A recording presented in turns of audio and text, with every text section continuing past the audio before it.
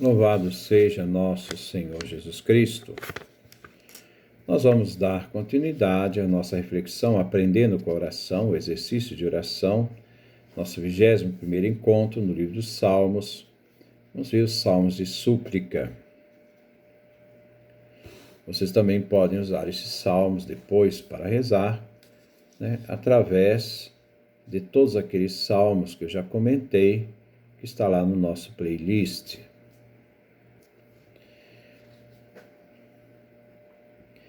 Existem salmos em que o salmista, individual ou comunitariamente, eleva ao Senhor um grito de angústia.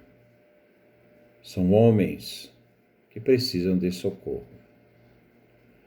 Os salmos de louvores manifestam a necessidade mais profunda e nobre da fé judaica, a de adorar na profunda humildade aquele que nos transcende e é incomparavelmente superior aos seres humanos e às coisas criadas. Já os salmos de súplica ou lamento são os mais humanos, que revelam a condição humana, sua miséria sobre a terra, o homem que é constrangido ao cansaço e ao sofrimento. Vamos ver lá no livro do Gênesis, capítulo 3, do versículo 16 a 18. Os salmos são palavras de Deus. Os salmos de súplica nascem em situações de graves perigos e ameaças para o ser humano individual ou para a terra de Israel ou para a vida da comunidade, sempre com a pergunta dirigida a Deus, do porquê eles passam por tudo o que está acontecendo. Podemos ver no Salmo 22, versão hebraica, 21, versão grega, latina, nos versículos 5 e 6, que diz: nossos antepassados confiavam em ti. Confiavam e tu os salvavas. Gritavam a ti e ficavam livres. Confiavam em ti e não se desapontaram. Em contrastes com a tristeza da situação presente e fundados num passado de salvação, eles encontram nos salmos, nas suas palavras, o significado para a dor que estão passando no presente. No Êxodo, Israel reconhece a Deus presente na própria história. Os cristãos, que são herdeiros também de Israel, Israel da fé, fazem seus também os salmos, reconhecendo o Pai Divino no seu Filho, e que ao fazer isto, eles também, cristãos, participam das mesmas tristezas, dos mesmos sofrimentos e louvores. Como vemos, o autor da carta aos Hebreus, capítulo 4, versículo 2. Nós também recebemos, como eles, uma boa notícia, um evangelho.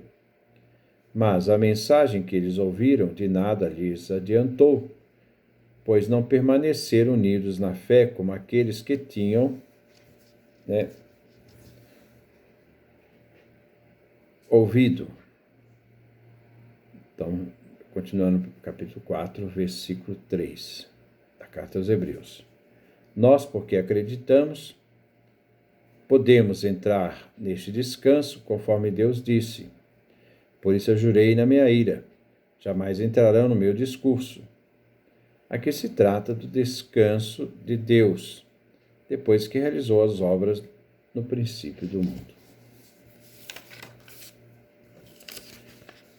A leitura de todo o capítulo 4 aos Hebreus vale a pena, pois nos coloca em unidade de fé, a obra da salvação, inclusive da experiência que Deus tirou seu povo da escravidão do Egito, passando pelo deserto até a terra prometida. Pela fé, nos diz a carta aos Hebreus, capítulo 4, versículo 1, nós estamos inseridos no mesmo desafio. Não aconteça que alguém de vocês fique para trás. O grito, angústias, as dores dos versos dos salmos, de súplicas, parte da dor jamais traz sentimentos de desespero. O salmista se encontra em situações urgentes, necessárias, mas mesmo assim continua confiando em Deus. Mesmo quando o salmista encontra o silêncio de Deus e parece que o tem abandonado, como no Salmo 22, versão hebraica, 21, versão grego-latina. Este salmo, do passado merece uma atenção especial de oração. Vamos refletir este salmo, vamos meditar, nos colocar no coração de Deus. São os momentos difíceis, mas cheios de fé, cheios de Deus. As situações são difíceis, mas sempre cheias de esperança, pois aquele em que confiamos, em que se confia, mesmo diante do sentimento de abandono, não perde a serenidade em Deus, está sempre se colocando diante dele. Os salmos nunca expressam um lamento sem sentido e orientação, mas são sempre dirigidos a Deus, em que se acredita e confia. No Salmo 88, versão hebraica, 87, versão grego-latina, no versículo 19, diz assim, o final do Salmo: Tu afastas de mim meus parentes e amigos, e as trevas são a minha companhia. Não se trata de um rogo sufocado, desesperado, mas de uma súplica dirigida ao Senhor Deus. Este que o salmista continua chamando, na simplicidade de Deus, chamando de Deus meu Salvador. Existem vários motivos que fazem o salmista buscar a ajuda de Deus. Vamos destacar alguns. Eles podem nos ajudar na oração e nos colocar confiantes nas mãos de Deus, esperando e confiando na sua presença e auxílio. Nas situações de enfermidade, vou citar somente um, são vários, mas vou citar um. Por exemplo, Salmo 6. Vamos citar dois. E o Salmo 22, versão hebraica, 21, versão grega-latina.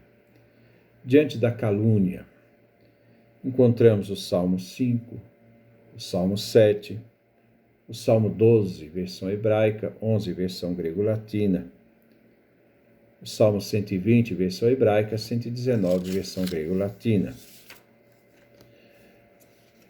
Salmos do exílio, Salmo 79, versão hebraica, 78, versão grego-latina. Salmos de perseguição, nós temos o Salmo 13, versão hebraica, 12, versão grego-latina.